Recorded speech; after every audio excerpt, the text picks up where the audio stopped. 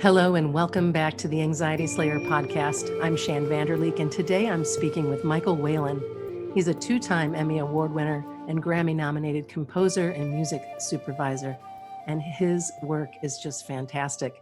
Michael is a veteran of more than 800 television and film scores, thousands of commercials, and numerous TV themes and video games. He's also a world-renowned recording artist and producer with 32 solo and soundtrack recordings to his credit since 1993. Hello, Michael. Oh, hello, Shannon. It's so great to be here with you. Thank you so much for the opportunity to be here. Oh, you're welcome. And I must tell you, this morning I was listening to your new album, Sacred Spaces, and I had been listening several weeks back, but I wanted to listen again this morning, and I thought, this music is perfect for this time in our lives on Earth. Yeah. And wow, I had a different experience. And I've decided that An Ocean of Candlelight or Ocean of Candlelight is my favorite today. Nice. although I love the entire album. And I'd love for you to just dive right in and talk about the inspiration for this body of work that you put your heart and soul into for over 10 years and how it represents your spirituality. Well, it's interesting. It's, people hear the title Sacred Spaces and they think it's like a religious record. Michael, you've made a religious record. It's like, wait, everybody just calm down. It's not. So it's really about the places, the people, the experiences, the memories that you hold as sacred. Yeah. And ultimately, it's about gratitude. It's ultimately about not only holding these things close to you, but what are you grateful for? Because to have things that are important to you, it's not enough to kind of come from scarcity and to be sort of fighting things off as you are defending pieces of your life. I think what I have learned in my 54 years on this planet is that the only place for me to be walking is in gratitude. So 10 years ago, I had this, delusions of grandeur, and I was going to write a symphony. I've written a lot of classical pieces, so this was not going to be my first one, but I was going to write a symphony, and this was going to be about my search for God and all this stuff. And I got a sort of a movement done and some material written, and then I hit the wall and I put it away for years. And about 3 years ago, I pulled the charts out and I took a look at them and I was like, well, what do I want to do with this? And I started, fussing with the some of the themes. And I said, maybe this isn't a classical piece. Maybe this is an electronic piece. Maybe there's an entirely new way to be treating this material. So then what I did was I spent almost 4 months designing sounds, and I had no idea what sounds were going to go with what song or what I was going to do with it. I just made a big pile of things. And so I got to about 800 different texture sounds, samples, different things that I did. And I said to myself, okay, now that I have some themes done, I have this big pile of stuff. Amazingly, the album came together very, very, very fast after that. Like about 7 weeks later, the record was done. Wow. And warp speed.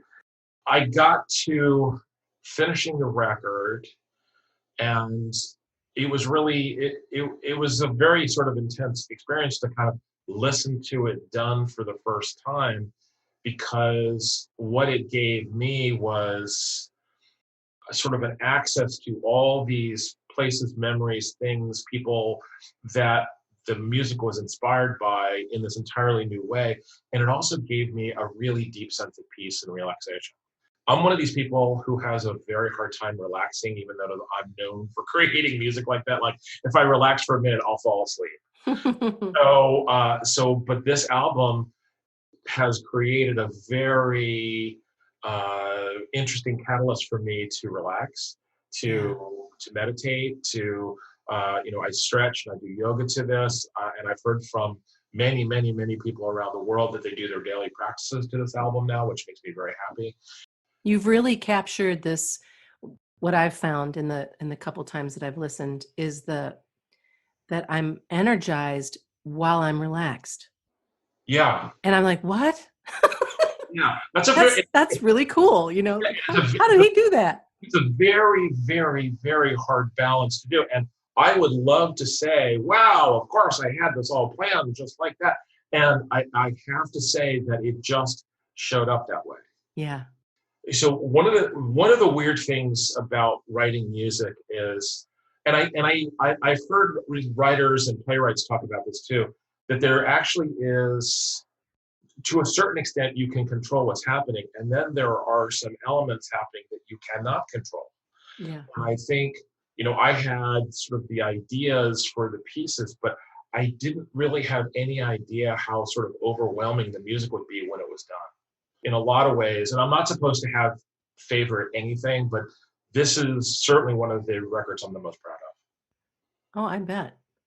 Let's talk a little bit more about ambient music and how that became a part of your life and how it's impacted you both personally and professionally. Well, I remember sleeping on my brother's couch in the early 1990s. He had just moved to New York and he was having his first job, and I was just sort of getting my thing together in New York, and he played Brian Eno for me for the first time. Brian Eno, if for those of you who do not know, is sort of the godfather of ambient music, and he had a very, very, I don't want to say strict, but he had a very definite idea about what ambient music was and what it was not. And, so he started in the 1970s and through the 80s, he's done all kinds of stuff. And then he became a very famous record producer. He's produced Coldplay and U2 and a bunch of other people. But Brian, his music it's almost hard to put your finger on because so much of it is environmental. So you're creating an environment, and you're certainly not, tapping your foot or humming along to it. So, but what it's creating is it's sort of framing your life, and you get to sort of decide what the music means. It's like it's sort of just put out there with sort of no editorial content. It's not supposed to make you feel something. What it's supposed to do is it's supposed to sort of envelop you in your life. Mm. And I heard an album that he did with a British pianist named Harold Budd, which is called The Pearl, which I highly recommend to everybody. It's an absolutely beautiful record. It's still one of my top 5 records ever made by anybody. And it was enormously influential on me because Harold sort of insists on melody. Mm. And Brian is creating these gorgeous, like 3-dimensional textures and soundscapes. And the combination of the two things, what just completely changed my life. So then in 1996, I did my first ambient record, and it was sort of a reaction. My father was having a lot of trouble sleeping, and he was listening to, cassettes and CDs at the time. And I was like, Dad, let me see what I can put together here. So literally over a couple of days, I did a bunch of tracks, and I sent it to him, and he's like, wow, this is beautiful, and this is so great. And I played it for some friends, and they're like, you have to release this.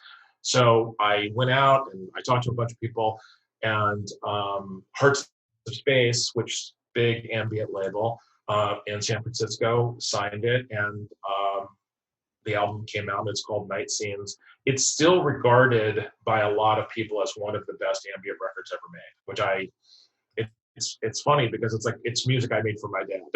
Sure. But it became the sort of the first step in this quest to create music that would also promote wellness and also create an environment for people. Because one of my favorite musical stories is this idea that a man named Goldberg went to Bach 450 years ago and said, I need something to help me go to sleep. And at the time, there was nothing called functional music. This idea that here is music that is designed to actually create the context for you to sleep or run or work out or whatever. It just didn't exist. So with a completely blank sheet of paper, Bach wrote the Goldberg Variations as a way of helping relax Mr. Goldberg so he could fall asleep at night. And that has been something that has sort of stuck with me for my whole career.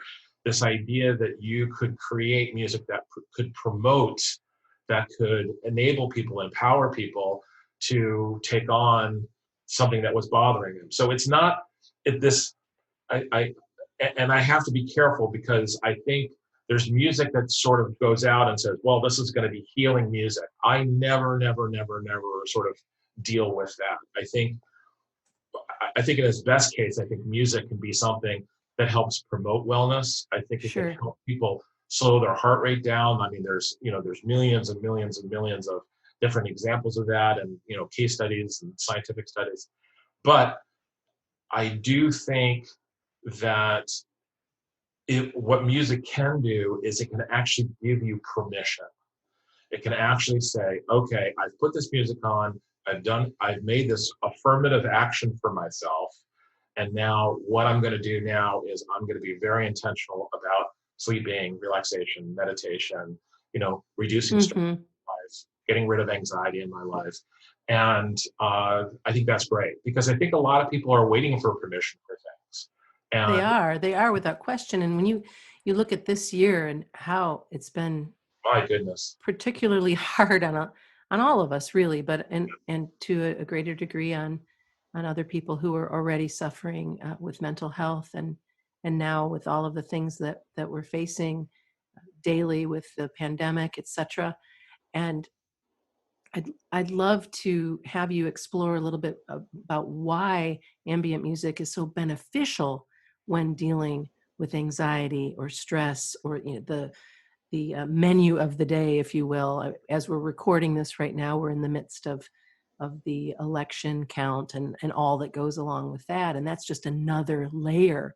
So I think that if you could dig into that, it would be really helpful. Sure. I mean, I think that a lot of people's anxiety is dealing with the not knowing what's going to happen next.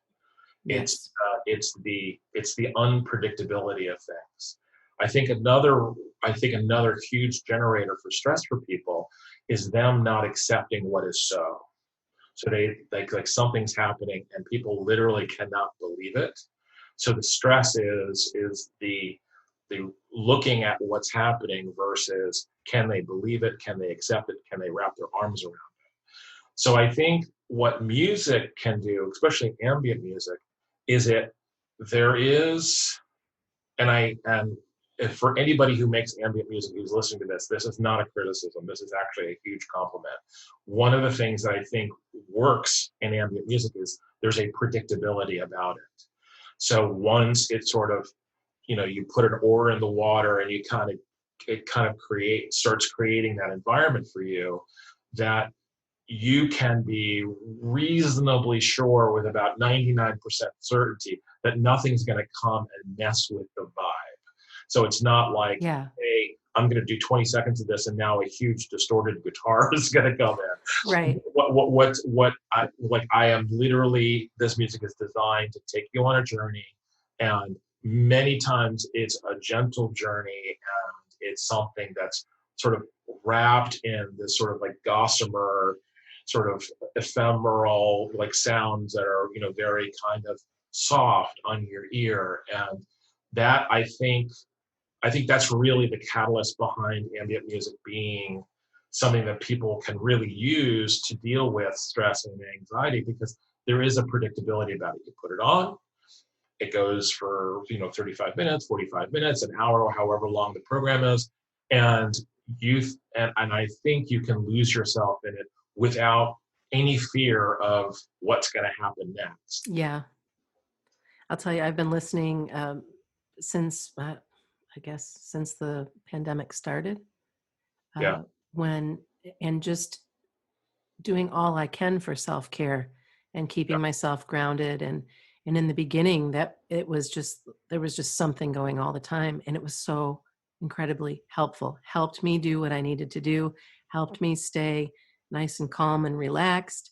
Certainly I had, the other tools that I was working with as well, but there was just something really comforting about that. And that's what I found listening to Sacred Spaces was this. Uh, I was excited about what was, what's next. What's he going to do on the next track? Wow. And What did that I love music. I mean, when Ananga and I realized who you were influenced by, and then you're sharing your story about Brian Eno, we're just, all we could do is laugh, because we're like, okay, this is going to be fun. We can't wait to listen. Yeah, another huge influence on me is film music. So I have Mm-hmm. writing music for television and film for a long time. And so I am, like many of my colleague friends, is I love melody. And so a lot of what I get called to do for television is write melodies, write themes, so I have a song on Spotify called I've Loved You for 1,000 Lifetimes, which has got about 38 million streams, and everybody's crazy about the melody. It's Great. beautiful. It's beautiful. Thank you. And I would say that I am a hopeful romantic. So so like I love those arcing, beautiful, romantic things, and it has a little tension to it, because I think it makes it interesting, and it makes it like that much more sexy, and Sure. it can also be relaxing, and it can also create a context for something. Ambient music doesn't have to be boring. It can have colors and textures. It can Yeah. have a dimensionality to it, because a lot of people, and again, I say this with all respect to my colleagues, make ambient music, and and it's essentially like one note for an hour, and it's just sort of all sort of Yeah. away, and it's whatever, and it's just like, yeah, I don't know if that is going to hold my attention Yeah. in a way where, because in a way you want to almost fool your brain. So on a certain way, like you want your brain to either be completely engaged, which is the kind of music that I like to, or to give your brain permission to turn off, which Right. other people make. But that sort of middle ground where you're sort of annoyed by how little is happening in the music, that's I don't really like that. Well, I was gonna say that's not this album. No, it's definitely. I mean, so what I like doing as an artist is I like creating music that is going to engage you and maybe preoccupy your mind, and then all of a sudden the album ends and you're like, wow, that was a really nice hour. I had no idea that an hour had passed. Mm-hmm. Like, and to me, if that's your experience, then I have been successful. Right. Right. Let's talk a little bit about the process of creating some of these original sounds that you used. Yeah, if you go to my website, michaelwhalen.com, you will see pictures of my studio here in the Bronx. I have taken my little 10 by 12 bedroom and I've turned it into a studio. And I have a lot of gear. Everyone's like, oh, wow, you've got all these keyboards. You look like, Vangelis or one of these guys. And I'm like, okay, well, I don't have nearly anything like the amount of gear that Vangelis has, but it's fine. But I have a lot of sound making tools, and I really, really, really look at creating sounds like a palette for an artist. So for me, it's all about color and texture. So a lot of people will be, they'll sit down at a synthesizer and they'll say, I want to make a brass sound. I want to make a violin sound. I want to make a flute sound or whatever. I rarely do that. I am not somebody who is particularly interested in creating imitative synthesis. What I like to do is to create original sounds and textures. I love combining things. So I may start with a sound that you may recognize. It might be a bell sound. It might be like a sample of like a door, crashing or whatever. And then I will I might sample it, I might process it, I might run it through a bunch of filters, I might slow it down, I might speed it up. Through the process of creating the sound, a couple things happen. Number one is I start thinking about the sort of the textural map of the whole thing. One of the things that I do, this is just my process, is I love having the cover art done almost as I'm making the record. It's a weird, quirky thing that I do, but like I will get the cover art done very early in the process. And this was definitely the case. Well, that makes sense to me. Coming from a film score background, I love writing music for a picture. I love the idea of programmatic music. Mm-hmm. So it makes sense. And the other thing that I do is I have all the titles, even when I don't have the pieces written. So I knew from almost day one there was going to be 10 tracks. I knew what the titles were going to be within a couple of words. There you go. I have a frame for the whole thing visually that's going to sort of inspire me to kind of create what this world is. Then I have the titles. Then I have this palette of sounds. And then from there, it's like, okay, well, now how does this picture feel? What's the third and even fourth dimension of this going to sound like and feel like? And then I'm off to the races. I love it. I loved taking a look at the album cover for the first time and feeling like I'd been there, and then realizing after speaking with you before our conversation today that I have been there. You have been there. It's amazing, and I'll do a brief retelling of what we discussed. The cover for Sacred Spaces was painted by a gentleman named Michael Whalen. His name is spelled differently than mine. Mine is Whalen, and Michael's is Whelan. And for a long time, like 20 years, even more, people would be doing searches, and people looking for his art would be coming to my website going, "You're not Michael Whalen, the artist." Or my people would be going to his going, "You're not Michael Whalen, the composer." And we were sort of funnily sort of like connected for years.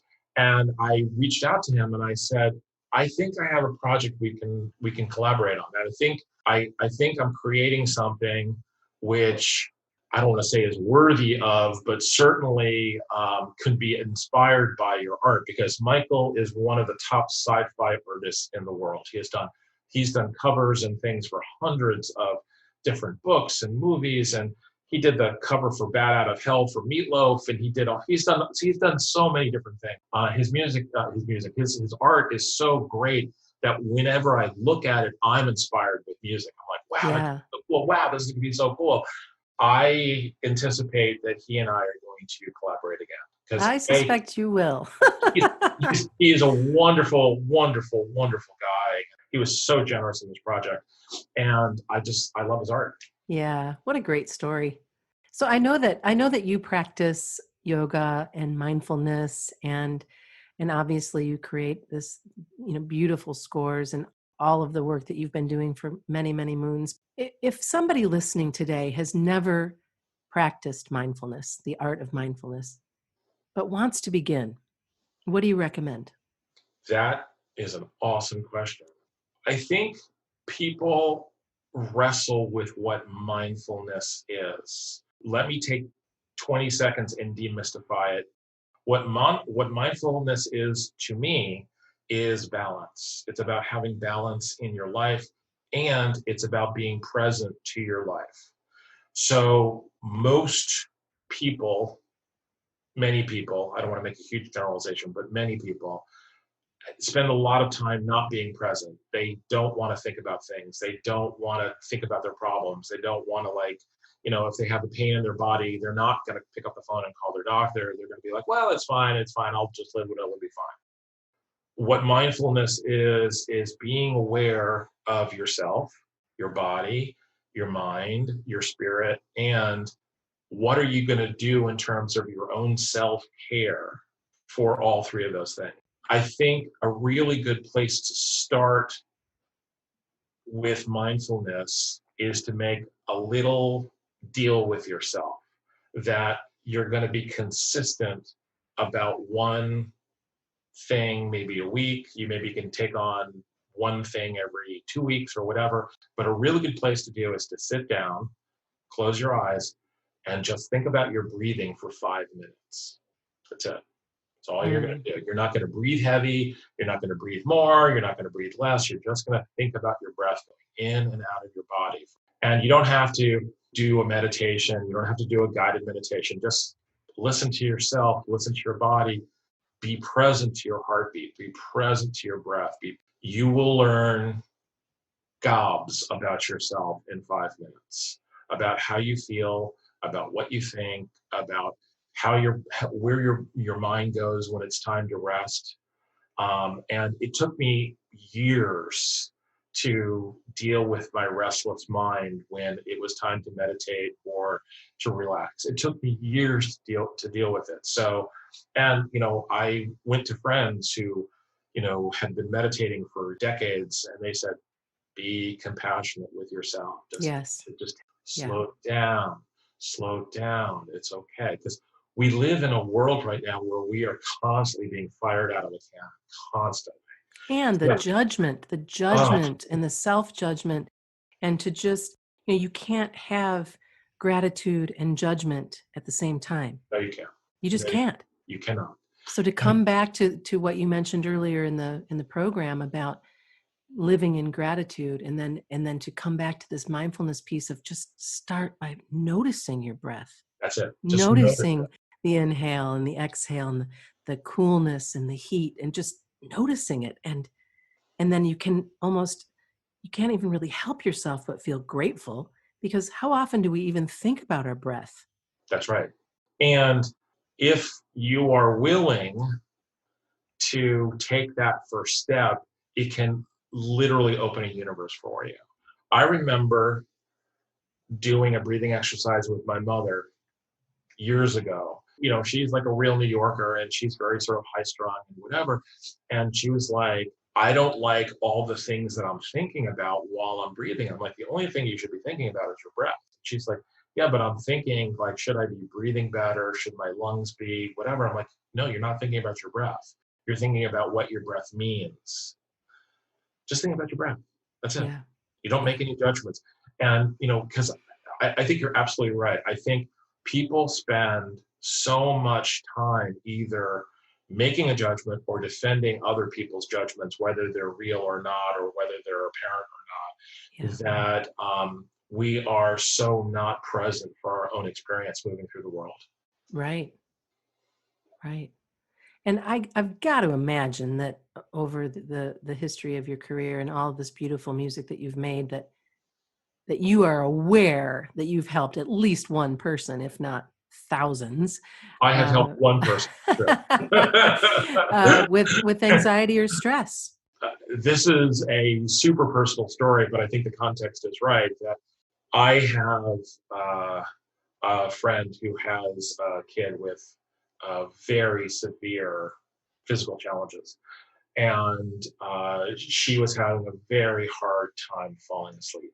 And I was over at their house, this must have been 5 or 6 years ago. And I said, you should try putting on some music, because their daughter just was such a restless mind and just thinking all the time and just couldn't just relax. I remember going up to her room, and she had like a little boombox thing that had Spotify on it. So I put on Spotify and I put on my album, My Secret Heart, which is this record I did from 2004, which has got the song I've Loved You for 1,000 Lifetimes. And I sat there on the floor and I held her hand while she listened to it, and she fell asleep. And my friend was like, I can't believe it. And that's so beautiful. But here comes the best part. I talked to my friend. I do lunch over Zoom now with my friends. So I have a very busy, and it was funny, a couple of weeks ago, I did 2 lunches on the same day. I was like, I'm going to have a virtual lunch with you, but I'm not going to eat. So, but I talked to my friend who I've known for, a long time. And I said, so how's your daughter doing? And she said, she listens to your album every single day. When your music occupies that level of intimacy in someone's life, that's huge. Yeah, it is. That is just a huge compliment. And I try not to kind of deal with kind of the ramifications of it. Like, I don't try to make it mean, more than it is, but that's huge. And, a lot of people. Yeah, the contribution itself, to just be an awareness that this love of your life has created a contribution that has brought somebody else some peace. Yeah. Yeah. And it's like, and I think if that's all I've done in my life, then I'm good. Like, I will put my two children as the best thing I've ever created. And then whatever I've done in terms of being of service to people with my music, that's I think that's pretty good. I think that's a great legacy to have, because we are all struggling. We all struggle with anxiety. We all struggle with depression. We all struggle with dark thoughts. And during the pandemic, all of this not knowing, and not knowing, I had COVID. I had a mild case in April, and and it was the worst I'd ever felt in my life. And my doctor said, "Well, it's a mild case," and I'm like, "You should be in my body." But right. but since that's happened, now I have all of these long-term sort of weird symptoms that keep popping up in and so I'm trying to both not be terrified of what's happening because I have this thing in my body, and to be compassionate with myself again. Yes. So when I am a little discombobulated and a little turnaround, I stop. And I think of three things that I'm grateful for. That always hits the reset button for me. It does. It always hits the reset button for me. It's like, no matter how I feel or what's happening or what the circumstance is, what are three things that I'm grateful for? Right. And we have so much. We have so much to be grateful for every Absolutely. single day. Yes. And I just love that. And man, I could talk to you for a long time, Michael. Oh, come on. We have a lot in common. So the endless podcast. No, yeah, right. It'll be great. Well, I just want to thank you for making yourself available today and for sharing a little bit more about this epic recording. Thank you. Sacred Spaces. I really, really enjoy it. And to all of our listeners, you can get Sacred Spaces wherever music is streaming, and it's also available on Amazon. And you can get it. You can get a CD. You can get vinyl. You can get vinyl. Yeah. Oh my goodness, you can get a vinyl album. Right. And what's cool about it, just a little mini plug, is there is more Michael Whalen art on the vinyl. So there's the front cover and the back cover, which is the same as the CD, but on the vinyl one, there's another painting on the inside with the sleeve for the desk. It's really, really beautiful. Oh yeah. Well, and this, it's just a beautiful, beautiful journey. I invite all of you to check it out. And Michael, thank you so much for your time today. I really appreciate you joining me on Anxiety Slayer. I'm grateful for your music and your talent, and I will be in touch to find out more about your tattoo artist. Oh, thank you very much. Thanks so much for having me on today. I appreciate it. That was Michael Whalen, 2-time Emmy Award winner, Grammy-nominated composer, music supervisor, and so much more. He's amazing. You can get Sacred Spaces wherever music is streaming, and it's also available at Amazon, and you can get a CD, or you can get a vinyl pressing, which is pretty cool as well. Thanks for listening. If you found this podcast helpful, please consider supporting us on Patreon. As a friend of Anxiety Slayer, you'll get access to over 40 guided meditations and extra resources for calming anxiety. Visit patreon.com/Anxiety Slayer.